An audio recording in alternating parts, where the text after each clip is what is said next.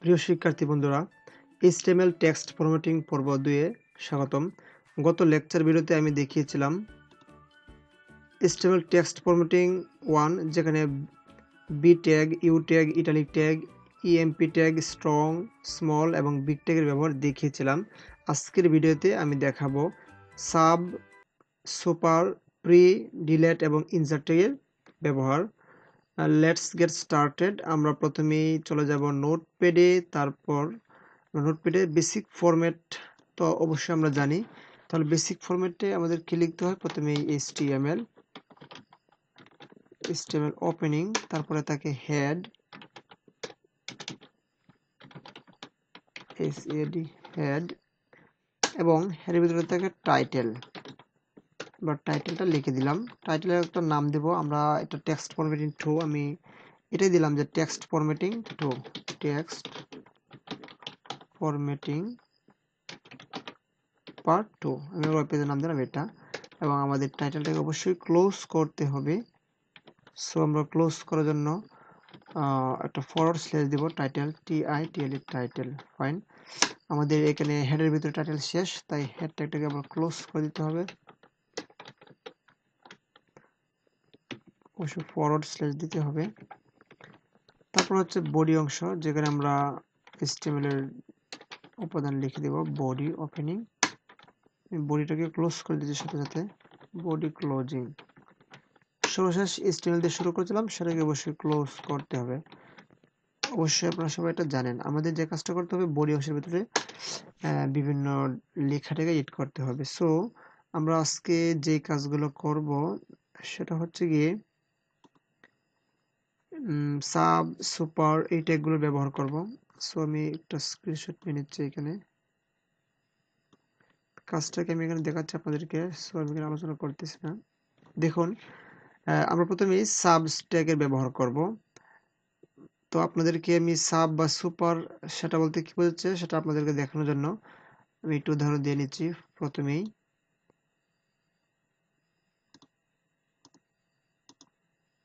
খেয়াল করুন,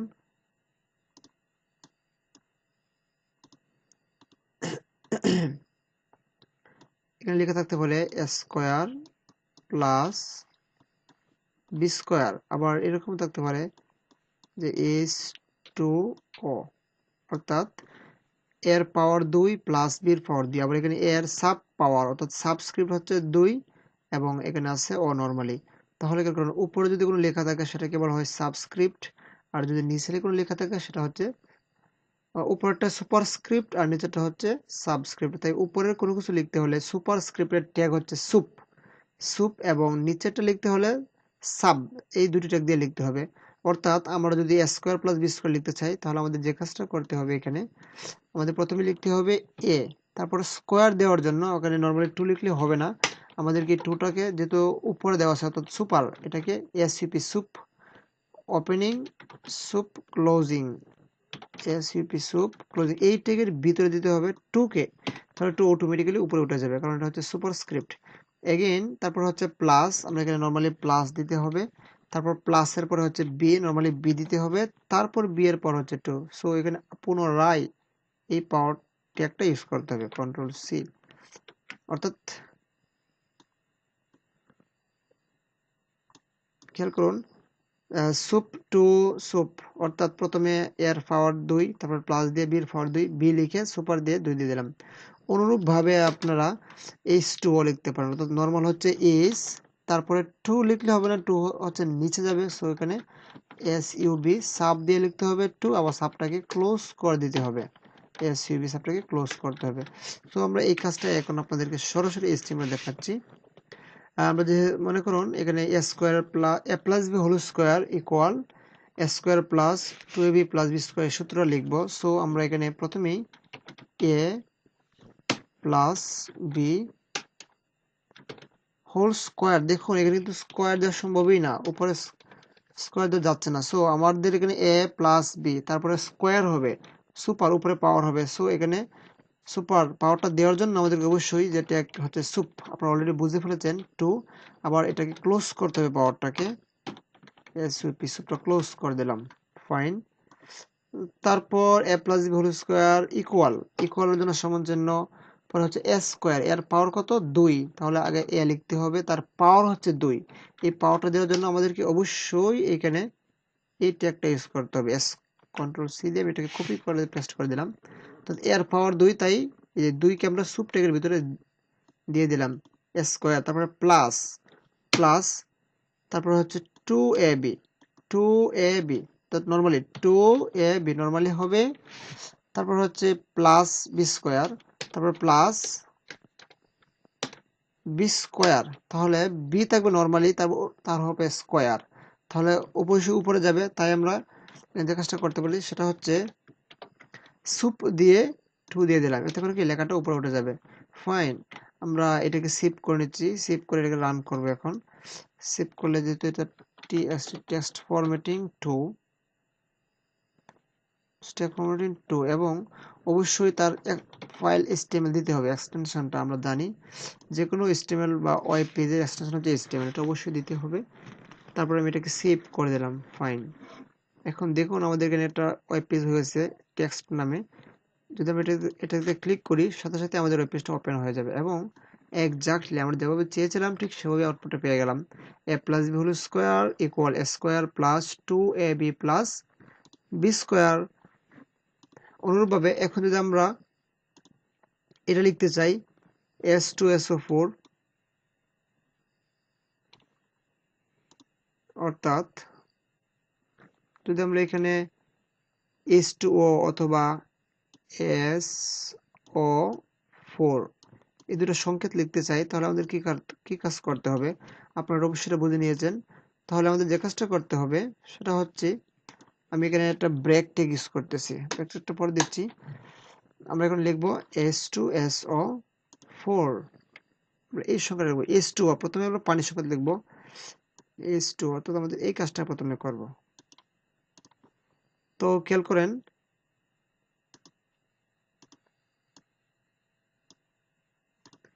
আমরা প্রথমে H লিখবো, তারপরে 2 থাকবে, তারপরে O হবে।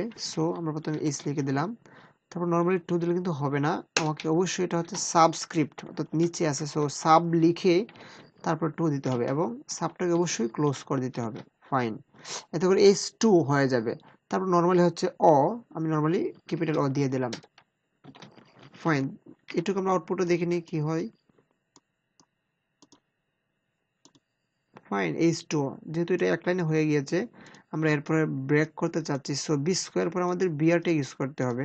তাই আমরা যে কাজটা করব, এখানে একটা বিআর ট্যাগ দিয়ে দেবো, তাহলে অটোমেটিক্যালি নিচে চলে যাবে বিআর। ফাইন, এখন যদি রিলেট করি, ফাইন H2O কি নিচে চলে আসলো। এখন অনুরূপভাবে যদি আপনারা SO4 লিখতে চান, অর্থাৎ যে সংখ্যাটা পরবর্তীতে রয়েছে এখানে সেটা আপনাদেরকে আমি দেখাচ্ছি। আমি লিখেছিলাম যেটা SO4, SO নিচে হচ্ছে 4, অর্থাৎ এটা আমরা এখন দেখাবো আপনাদেরকে। তো খেয়াল করুন, SO4টা লেখার জন্য আমাদের যে কাজটা করতে হবে, অনুরূপভাবে আমাদেরকে এখানে একটা বিআর ট্যাগ দিয়ে দিলাম, লাইনটা নিচে চলে আসে। এখন এস, তারপর হচ্ছে অ, এস তারপর হচ্ছে অ, তারপর হচ্ছে 4, অর্থাৎ নিচে হবে 4। সুতরাং আমাদেরকে এখানে সাব ট্যাগ ইউজ করতে হবে, যেহেতু এটা নিচে আছে। তো কপি করে পেস্ট করে দিলাম, সাবের মানটা কত 4, এখানে 4 দিয়ে দিলাম। সেভ করে যদি আমরা এটাকে আবার রান করি, এক্স্যাক্টলি আমাদের মানটা পেয়ে গেলাম SO4। তো বন্ধুরা আপনারা দেখলেন কিভাবে সাবস্ক্রিপ্ট এবং সুপারস্ক্রিপ্ট ব্যবহার করতে হয়। এখন দেখাবো আমরা প্রি ট্যাগের ব্যবহার।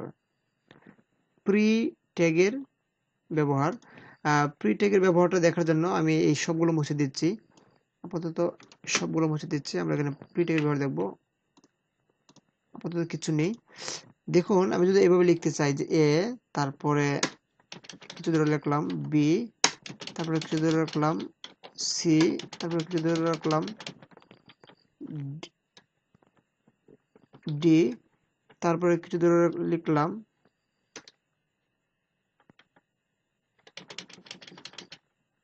ই, তারপর কিছু ধরে রাখলাম এফ, তারপর কিছু ধরে রাখলাম জি, তারপর কিছু ধরে রাখলাম এস, এভাবে আমি লিখলাম। দেখুন আমি চাচ্ছি যে আউটপুটটা ঠিক এরকম হবে। প্রথমে এ, একটু পরে বি, নিচের লাইনে তারপরে সি, ডি, ঘুরে ঘুরে ঘুরে ঘুরে এভাবে আসবে। যদি এটাকে সেভ করে রান করি তাহলে দেখুন আউটপুটটা আসলে এভাবে A B C D E F G S. Exactly আমি যেভাবে চেয়েছি এইভাবে কিন্তু হয় নাই। সো আপনারা যদি ইনপুটে অর্থাৎ এইচটিএমএল কোডে যেভাবে লিখবেন ঠিক সেইভাবে আউটপুট পেতে চান, তাহলে যে কাজটা করতে হবে সেটা হচ্ছে এই সবগুলোকে একটা ট্যাগের ভিতরে ভরতে হবে। আর সেই ট্যাগের নাম হচ্ছে প্রি ট্যাগ। প্রি মানে পূর্ব থেকে কোনো কিছু বলে দেওয়া, অর্থাৎ এই সবগুলোকে আমরা প্রি ট্যাগের ভিতরে বলে দেবো। পিআরই, প্রি ওপেনিং, এবং আমরা যেখানে শেষ করতে চাচ্ছি সেখানে পিটা ক্লোজ করে দেব, প্রি ক্লোজিং। তাহলে দেখবেন আমি ঠিক যেভাবে এখানে লিখেছি ঠিক সেভাবে আউটপুটটা চলে আসবে। Fine, exactly A B C D E F G S I, অর্থাৎ আপনি এভাবে সিনক্রোনাইজিং করে লিখতে পারবেন। তাহলে আবার আমি আর একটু দেখে নিচ্ছি, এখানে খেয়াল করুন। যদি আমরা পিটেকের আগে লিখি এরকম ভাবে যে আই লাভ মাই কান্ট্রি, একটু পরে লিখলাম আই লাভ মাই ল্যান্ড, তারপর আবার শুরু থেকে লিখলাম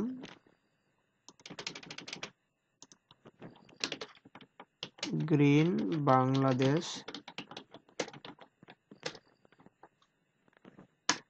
মাই হোমল্যান্ড, একটু দূরে লিখলাম মাই হোমল্যান্ড। ফাইন, কিন্তু আমরা চাচ্ছি যে এরকম আউটপুটটা পাবো, দেখি কি হয়। না, অর্থাৎ সবগুলো কিন্তু এক লাইনে হয়ে গেল। আমি চাইলাম একটা, হলো আরেকটা। সো যদি আমি এখানে যেভাবে লিখেছি ঠিক সেভাবে আউটপুটটা পেতে যাই, এর আগে পরে আমরা কি করব, প্রি ট্যাগটা দিয়ে দিব। প্রি ট্যাগটা অর্থাৎ আমরা প্রি ট্যাগের ভিতরেই সবগুলোকে লিখে দেব। তাহলে কি আমরা যেভাবে লিখবো ঠিক সেভাবে আউটপুটটা পেয়ে যাবো। Fine, I love my country, I love my land, green Bangladesh, my homeland. তারপর আসুন ডিলেট ট্যাগের ব্যাপারটা দেখে নিই। ডিএল ট্যাগটা কি? মনে করুন আমি এই লেখাটাকে কেটে দেব, আই লাভ মাই কান্ট্রি, এই লেখাটাকে কেটে দিব, অথবা এই সবগুলো লেখা এখানে রয়েছে, আমি আই লাভ মাই ল্যান্ড এই লেখাটাকে কেটে দিব। কেটে দেওয়ার জন্য আমরা এর আগে পরে ডিএল ট্যাগ ব্যবহার করব। ডিএল ওপেনিং, এখানে আমরা ডেলটাকে ক্লোজ করে দিব, ডেল ক্লোজিং। দেখুন লেখাটা কেটে যাবে, অর্থাৎ আউটপুটে কি আসতেছে, I love my country, I love my land, এই লেখাটাকে আমরা ডিলিট করে দিচ্ছি, মানে মুছে দিচ্ছি। সো লেখাটার উপর দিয়ে একটা রেখা চলে আসবে, মানে এটা কাটা, অর্থাৎ মুছে যাওয়া, ডিলেটেড টেক্সট। ফাইন, তারপরে দেখবো আমরা ইনজার্টেড টেক্সট, অর্থাৎ এটা হচ্ছে ডিলিট করে দিয়েছিলাম, যদি এটাকে আমরা ইনজার্ট করি তাহলে আন্ডারলাইন যুক্ত হয়ে যাবে আর কি, মানে ইনজার্ট হয়েছে সেটা হচ্ছে আইএনএস। ওর যদি এটা ক্লোজ করে আইএনএস দিয়ে দিই, কন্ট্রোল এস শিফট দিয়ে যদি আমরা আউটপুট দেখি তাহলে কি হচ্ছে, ফাইন। দেখুন আই লাভ মাই কান্ট্রি লেখাটার নিচে একটা আন্ডারলাইন চলে আসলো, মানে এটা নতুন করে ইনজার্টেড করা হয়েছে এরকম বোঝাচ্ছে। মাই হোমল্যান্ড, আপনি চাচ্ছেন এই লেখাটাকে মুছে দেবেন, তাহলে এর আগে পরে আপনারা কি করতে পারেন, ডেল ট্যাগ ইউজ করতে পারেন। ডিএল, ডেল ওপেনিং, আবার এখানে ডেলটা ক্লোজ করে দেব, ডেল ক্লোজিং। ফাইন, যদি সেভ করি তাহলে লেখাটা কেটে যাবে, এক্স্যাক্টলি মাই হোমল্যান্ড লেখাটা কেটে গেল।